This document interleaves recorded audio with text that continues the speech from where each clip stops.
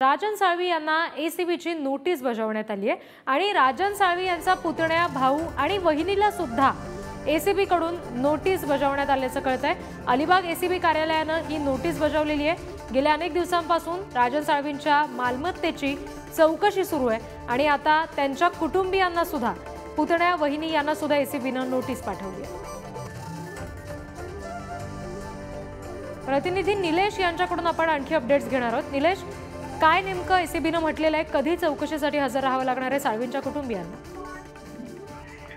नक्कीच उद्धव ठाकरे गटाचे आमदार राजन साळवी यांच्या पत्नी दुर्गे साळवी हा राजन साळवी यांचा मोठे भाऊ दीपक साळवी यांचा मुलगा आहे आणि त्यांची पत्नी अनुराधा दीपक साळवी यांनाही एसीबीने नोटीस पाठवली आहे आणि एसीबी कडून आलेल्या चौकशीत दोघांनाही हजर राहण्याचे आदेश दिलेले आहेत। लवकरच त्यांना अलिबाग ते हजर राहावं लागणार आहे एसीबीच्या कार्यालयात।